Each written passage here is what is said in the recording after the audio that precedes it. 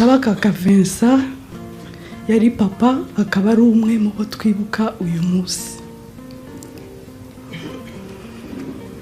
Shabaka Vincent yari afite ikinyamakuru cyitwaga Kiberinka, yari umunyamakuru wigenga.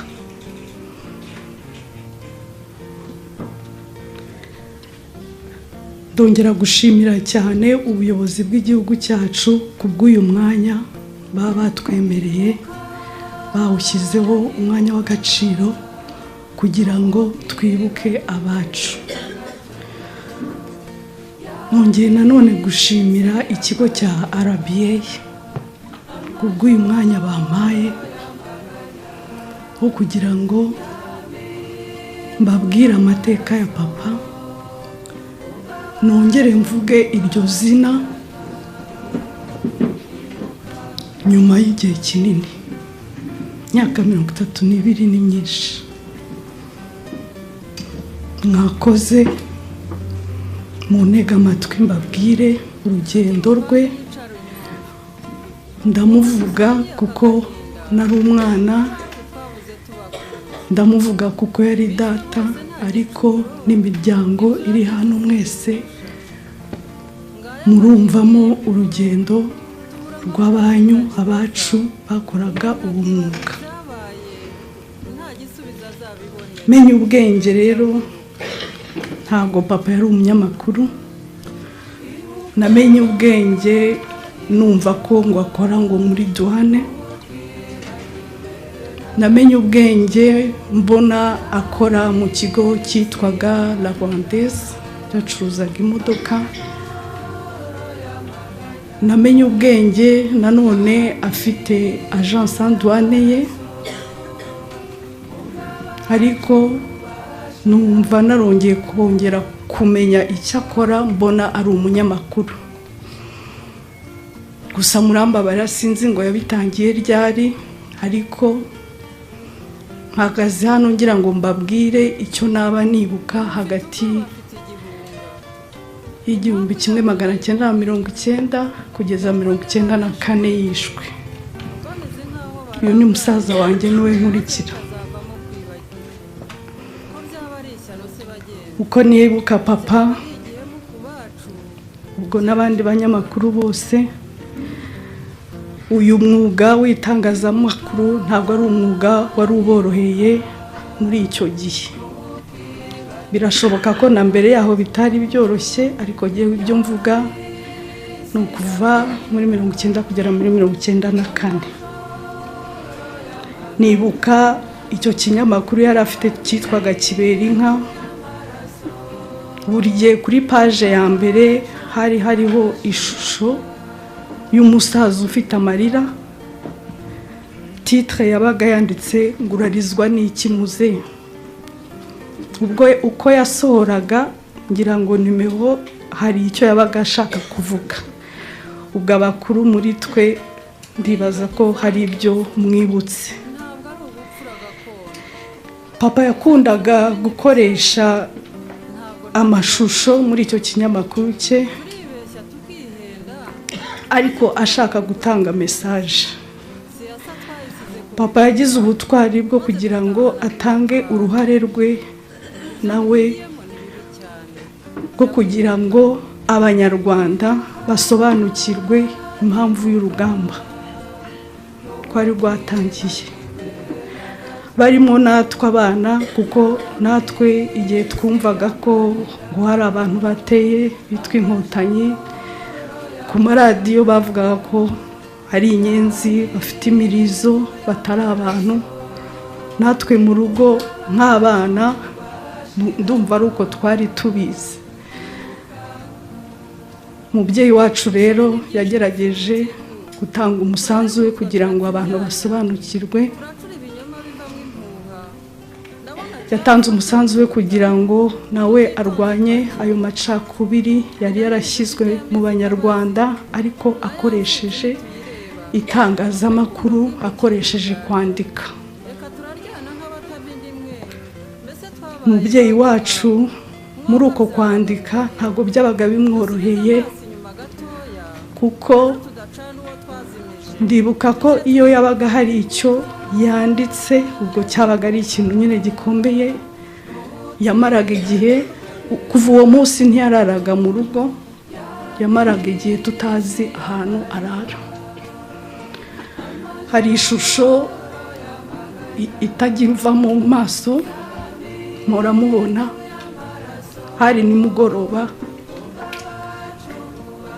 sinibuka amasaha ariko bwari bwije, mbona afata akamatera gato arakazinga cyane n'umusambi, umusambi wasaga nk'icyatsi nk'iribara, n'agakapu, yambara ingofero, igikoti kinini, aradusezera aragenda. Nari umwana rero ushaka buri gihe kumenya ibintu, ariko nashatse kumukurikira, arambuza ansubiza inyuma, nuko mama aza kudusobanurira ati hari ibintu papa yanditse, kandi ubwo yabyanditse ntago yarara hano mu rugo kuko bahamusanze bamwica cyangwa bakamufunga. Ko rero papa yaragiye, yamaze nk'icyumweru adahari, ariko nyuma atangira kujyaza anyonyomba, muribaza ukuntu abo bantu bakoraga uwo mwuga barwanya ikibi, uburyo babagaho nabi, ntabwo byari byoroshye. Mwibaza kubona umuntu w'umugabo aziwe ariko akabanza guhengereza, kurunguruka ngo arebe impumeko yaho mbere y'uko ahinjira. Ibyo rero twageze aho turabimenyera nk'abana, noneho yaba atanahari tugahita twumva ko hari inkuru igiye gusohoka, tugeraho ntacyo tukibaza mama. Ndibuka hari igihe hari inkuru yasohoye yari iriho umugabo ushobora kuba wari umusirikare mu ngabo zo kwa Habyarimana, ariko ari ikimuga. Ashobora kuba yaritwaga Simbikangwa, niba nibeshye mwankosora, si ego umuntu nk'uwo. Hari ikinyamakuru yasohoye, hari hariho iyi shusho ye, umuntu wambaye simoko ari mu kagare. N'icyo gihe nyine ntabwo yaraye mu rugo, ni ibintu twari tumaze kumenyera. Muri icyo gitondo haje abasirikare kuza gusaka mu rugo, baje twari tukiryamye. Nibuka ko nakangutse mbona umuntu ari hejuru yanjye afite imbunda mu cyumba cyacu, nuko tuhita tubyuka tujya hanze imbere ya salon, barasaka bageraho bapfumura plafond, bajyamo barasaka, bamaze amasaha agera kuri 2 basaka. Hajya numva babaza mama ngo nababwire aho Shabaka kari. Muri uko gusaka nabyita ko ntago nyine papa yari ahari, ntago bamubonye. Bageze aho baragenda, ariko uburyo basize mu rugo hameze, ikintu cyose cyitwa urupapuro bari bagiciye kugera no ku makaye yacu. Nta kayi twasigaranye, wajyaga no gushaka n'urukweto ukabura n'urwarwo. Ubwo nagira ngo bumvishe uburyo urugo rwacu bari baruhohoteye.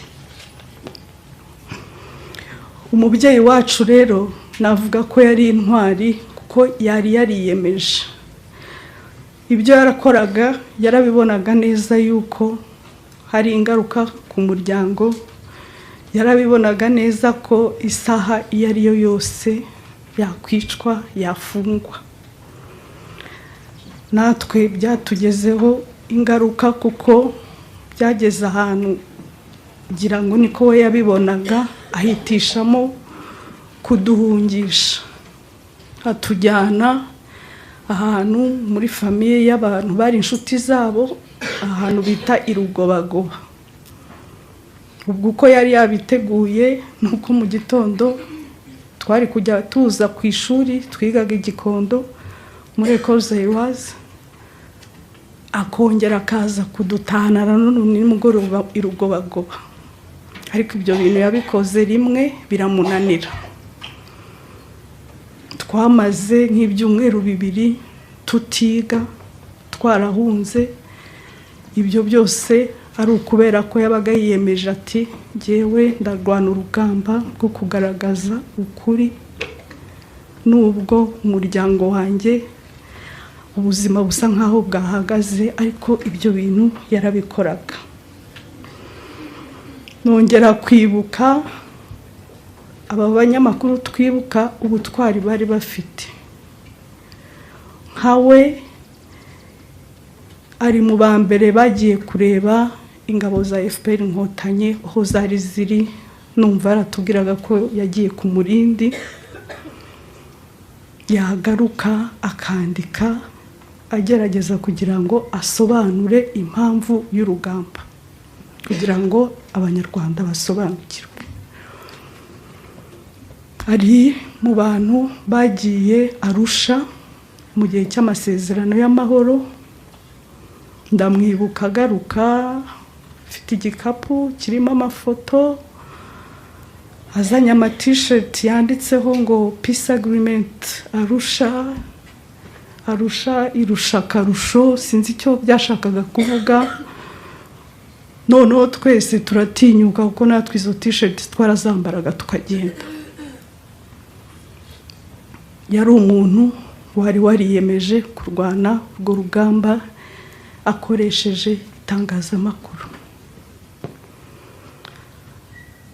Ndibuka ko yakoze film documentaire 2 avuga ku rugamba rw'Inkotanyi, imwe yitwaga Aho Umwaga Utari, indi yitwaga Agahugu mu Kandi. Ariko ikibabaje ubu nta hantu na hamwe, nta trace, ntabwo iyo filime abantu. Nge nari umwana ariko nagiye mpamagarwa n'abantu benshi nyuma ya Jenoside batubaza, ariko biranga, nta hantu wabona izo documentaire yari yagerageje gukora. Papa rero yarahohotewe kubera uwo mwuga yakoraga. Twari duturanye n'interahamwe yitwaga Katumba, dutuye mu Biryogo. Nibuka papa yinjira mu rugo yambaye amasogisi yonyine,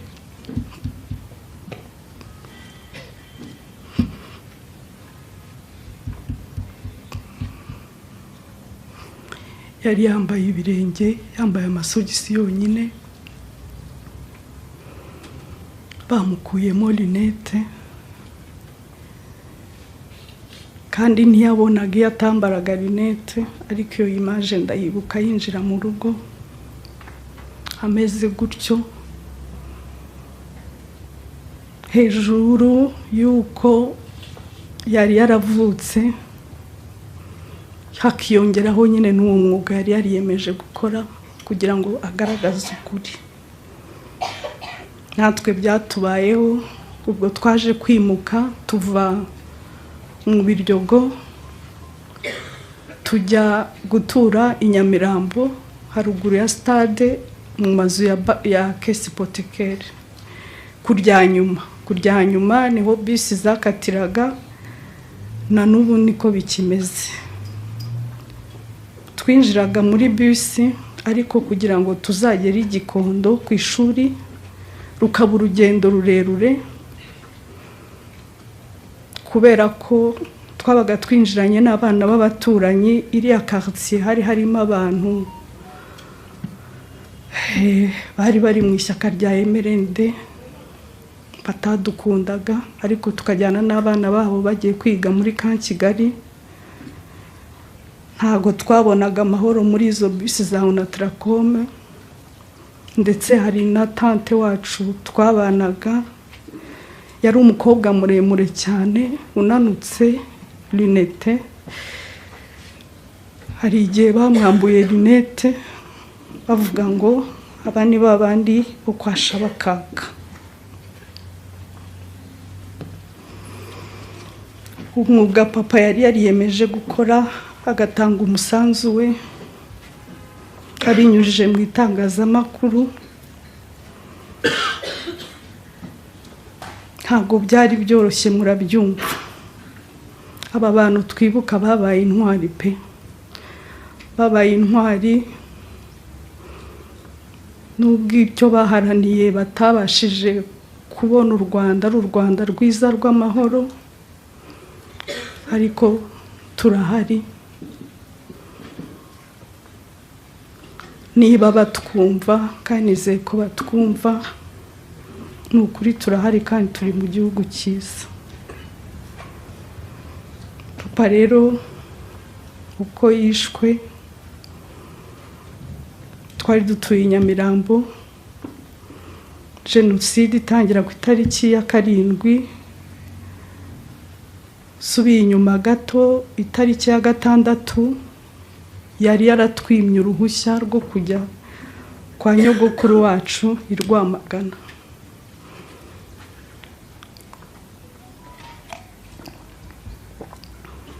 Ariko gahunda y'Imana, uwo munsi itariki 6 rwose byari nk'iki gihe. Ava ku kazi numva yinjiye avuga ati noneho wa mukobwa sinamukira, barangije basubiye mu mashuri atageze i Rwamagana. I Rwamagana hari kwa nyogokuru wacu ubyara mama. Aduha uruhushya muri uwo mugoroba tariki 6, atudepoza muri gare hari imbere yo kwa Rubangura mu mujyi. Bishobora kuba twarageze i Rwamagana nta n'iminota mike yashize, numva bavuga yuko ngo indege Habyarimana yarashwe. Ubwo icyo nashaka kubabwira nuko jewe na musaza wanjye jenoside yabaye, twari twavuye mu rugo, akaba ari nayo nzira yo kurokoka gutya. Ubwo rero amakuru twahawe nuko itariki ya 7 hamanutse hafi batayo yose ije kumushaka, ariko ngo arasimbuka batarinjira mu rugo, asimbuka agwa mu rugo rw'abaturanyi, ariko hasa nkaho ari hasi hepfo. Uwo munsi arawirirwa, umunsi w'itariki 8 arawirirwa, ariko iyo itariki 9 baza kumenya aho ari, bahatera grenade nyinshi. Hanyuma we yishwe n'isasu. Ibi mbabwira narabyiboneye kuko muri 95 irangira urwo rugo yapfiriyemo yiciwemo, ko ntabwo apfuye, ko ntabwo yararwaye.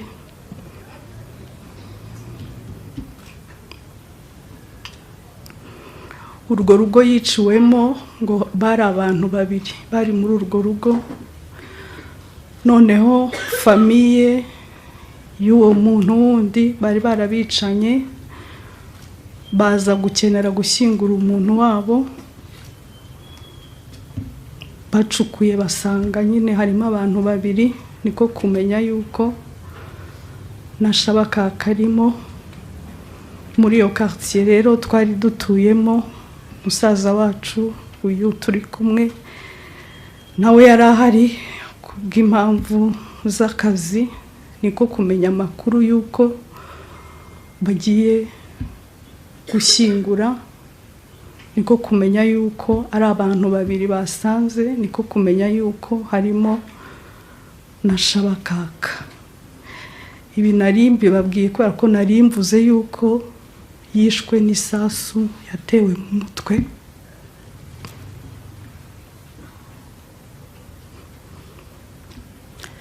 Umubiri we wari ukigaragara wese, ntabwo washoboraga kumwitiranya. Murumva ko hari hashize nk'umwaka umwe gusa. Ubwo rero ayo makuru yaramenyekanye, famiye twari dusigaranye hari i Rwamagana kwa nyogokuru wacu. Mu buryo yarashoboye nuko yashoboye kuzina akamufata akamujyana i Rwamagana. Ibi nanone nari mbivuze kugira ngo mutibaza ati se umuntu ko yapfiriye Nyamirambo ari mu rwibutso rw'i Rwamagana gute. Niyo mpamvu niho twari dufite umuryango, nuko byabaye ngombwa yuko akingurwa mu rwibutso rwa Rwamagana imbere ya kiliziya.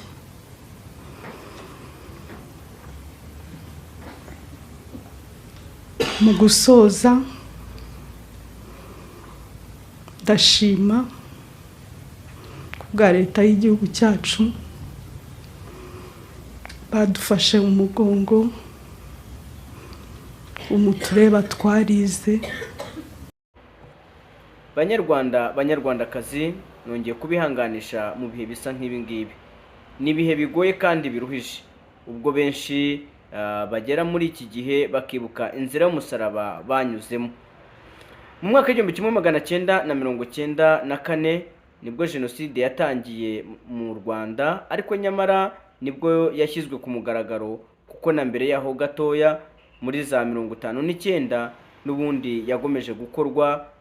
Navuga nko mu karere ka Nyamagabe na house ari Gikongoro.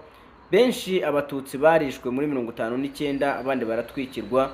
Nyamara uwakoraga ayo makosa ntabwo yabihanirwaga, ahubwo yarabishimirwaga bakanabimuhembera. Mu mwaka w'1994 rero biba ngombwa ko jenoside ishyirwa mu bikorwa. Benshi baricwa, abarenga miliyoni nk'uko narimaze kubivuga barishwe mu gihe cy'amezi 3 gusa. Dutewe intimba n'agahinda nk'urubyiruko kuba twarisanze bamwe tudafite ba data, abandi tudafite barumuna bacu, bashiki bacu. Twananye tukabona bamwe bagaragaza ku mbuga nkoranyambaga bagaragaza ko jenoside itigeze ba mu gihugu cy'u Rwanda, ukabona ko babivuga bashishikaye, rimwe na rimwe barabitojwe, barabibwiwe, nabo bakashaka kugira ngo babishyire mu bikorwa. Turi kwisabira ababyeyi bacu, nimudufashe abana bakibyiruka ubu ngubu, mubabwire uru Rwanda barimo ko ari u Rwanda rutemba amata n'ubuki, ariko hari n'igihe rwarimo rutemba amaraso. Mu mwaka w'1994 musobanure uko umututsi yishwa azira ubusa, musobanure uko abatutsi barenganye, ndetse munagaragaze uyu munsi abatumye u Rwanda rwongera kuba u Rwanda ari bo FPR Inkotanyi. Ni ngombwa ko tugaragaza imbaraga zacu, tukazigaragarisha mu guhagarika ndetse no kurwanya umuntu uwo ari we wese wapfobya akanahakana ko jenoside itabaye mu gihugu cy'u Rwanda. Bakunze Ibicyambo TV, ndabizi ko muri Inkotanyi cyane, nta na rimwe tuzigera dutezuka mu gutuma u Rwanda rwacu rutera imbere, aho kugira ngo rwongere rusubire mu gihe rwavuyemo, ndetse rwari rwarashyizwemo n'ubuyobozi bwari buyoboye igihugu cy'u Rwanda. Uyu munsi u Rwanda rwongeye kuba u Rwanda kuko ruyobowe n'abatumye rwongera kuba u Rwanda. FPR Inkotanyi yahagaritse jenoside, ubu turatuje, turatekanye. Ariko se nkawe wikora ukaza uvuga ngo nta jenoside yigeze iba mu Rwanda, ngo habayeho ngo kutumvikana, ushingira kuki? Nyamara wowe urabizi, amakuru urayafite. Ntabwo rero tuzigera duhwema gusobanura amateka aranze igihugu cy'u Rwanda. Babyeyi rero turabisabira, mwebwe bagabo namwe bagore, aho muri hose nimusobanurire abato kuri twebwe n'abakuru kuri twe badasobanukiwe igihugu cyacu cy'u Rwanda, kuko birakwiye ko dusobanurira abana bacu jenoside yabaye mu gihugu cy'u Rwanda, ndetse tukanababwira ko bitazongera kubaho, tugaragaze icyabiteye ndetse tunagaragaze icyatumye ihagarara. Ni muze rero dufatikanye twubaka u Rwanda ruzira amacakubiri, ruzira ubwicanyi, ruzira irondakoko, twibere ndi umunyarwanda iba ari igomeza kuturanga. Nimukomere rero duharanire kwibuka twiyubaka.